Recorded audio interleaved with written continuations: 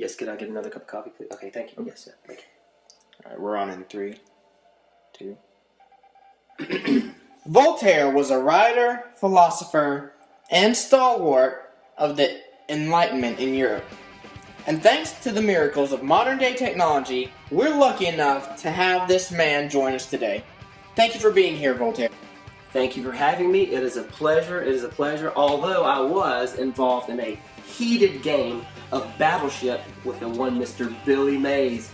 That dude is crazy insane. Loud. He gets loud. Is he good? A5! A5! I'm like, good grief, I can hear you. I'm right here. But yes, he's pretty good. Yes, he's pretty good. Alright, so let's start off with the basics. When and where did you actually live? Well, I lived in France at my estate that I owned called Fernie. We named our estates back then, you know. I lived from 1694 to 1778. I lived to be 84 years old in a time when most people died of tuberculosis and stuff. Wow. At a young age. That's a long time in the 18th century. Yes, it is, but you know what I credit? I credit coffees. Black coffee. Yep, I drink upward of 50 cups a day. 50 cups a day? That is insane. How are you healthy? Well, I don't mean 50 Starbucks Grande cups. Our cups were a bit smaller back then, but I drank about 50 cups a day. Oh my goodness, that's incredible. Well, it kept me awake most of the day, but then at night I just turned to the wine. Oh my goodness, that explains so much. Well, you know, in France, it's wine country. You have to drink wine. I guess you're right. So moving on. I understand Voltaire was not your birth name? How did you know? Okay, yes. It was not my birth name, and I will publicly admit my birth name was Francois Marie Aurette. Yes, I know. Marie? Yes, Marie is a female's name, yes. Well, you know, you have your great philosophers, your writers, Socrates, Aristotle, Homer. So I chose Voltaire just as sort of a pen name. A pen, like Dr. Seuss? I find Voltaire to be much classier than Dr. Seuss, but yes, or like, say, Eminem, or Madonna, or Roseanne. You know, the one name, it's popular, the one name thing. You're absolutely right. So, let's talk about your personal life. Is this okay? Are you okay with... Okay. Yeah, that's fine. Alright. Were you married? No, but my girlfriend was. Are you joking? Sadly, I'm not. She was married, but thankfully her husband did not seem to mind that she spent a lot of time with the big V. And by V, I mean Voltaire. Right. Okay, so how'd it go with her? Well, tragically, she died during childbirth. Was it yours? No, it was Howard Stern's, I believe. The DJ? No, the lawyer. Oh, right, yeah. You're right. Okay, I got you. So that left you all alone, huh? No, sir, Voltaire was never alone. I had many, many women. But my favorite had to be the mathematician. Yes, a beautiful mathematician. Those exist? Yes, not in Gardendale, I don't think, but yes, they do exist. She was a beautiful woman and smart as a whip.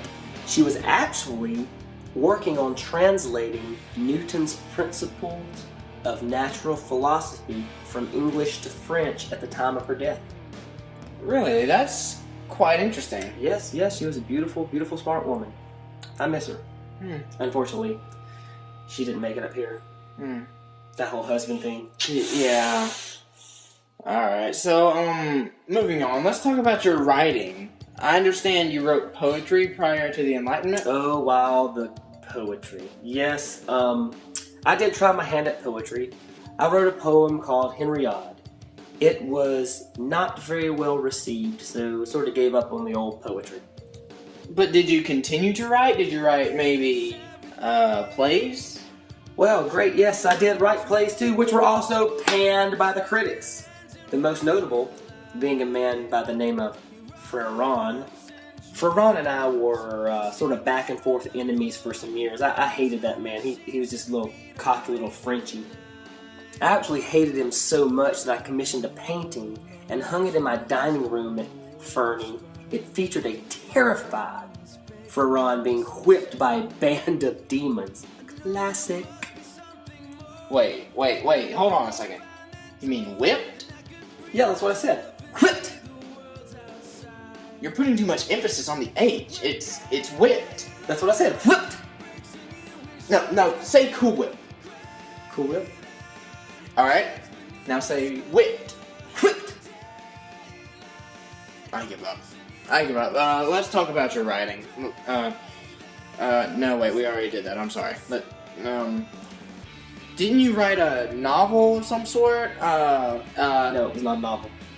It was actually a long short story. A long short story. How does it happen? What was it called? I forgot. I'm sorry.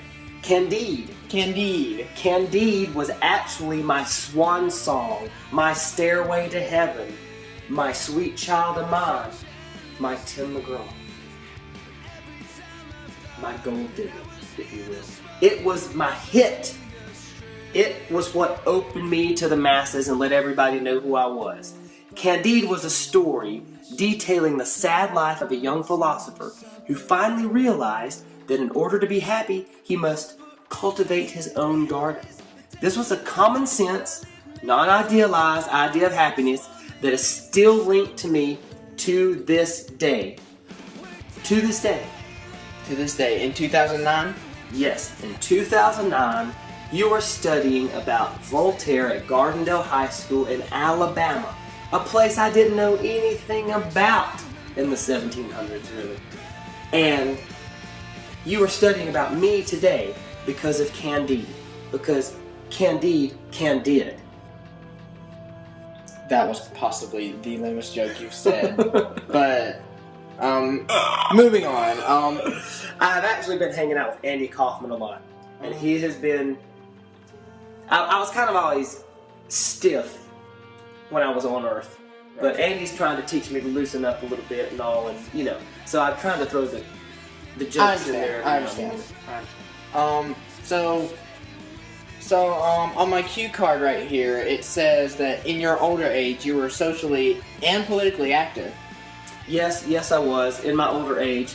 See, the attention that Candide received sort of opened my eyes to what was going on in the world I was living in, and I began to more actively crusade against oppression and bigotry. My writings began to advocate religious tolerance, doing away with torture, because torture was big back then. It was brutal. And even civil rights for the commoners, because the commoners were not treated nearly as well as the aristocrats. So I sort of rallied for that, kind of like the Nelson Mandela of 18th century France, I guess you would say. I guess you're right. Well, Monsieur Voltaire, it was nice having you on this show. Well, I appreciate you having me, and I hope Miss Olive knows to what great lengths you went to get me here, what great lengths I had to go to get here, because Billy is not going to be happy with me. I mean, you can't just abruptly end a game of Battleship with Billy Mays without some repercussions. So I'm going to have to go back up and finish the game, but that's going to cut into my dance lesson with Patrick Swayze. Then I had a date with Farrah Fawcett tonight that is obviously not going to happen. So, I don't know, whatever. But anyway, I appreciate you having me down here. I enjoyed the interview, and roll Tide.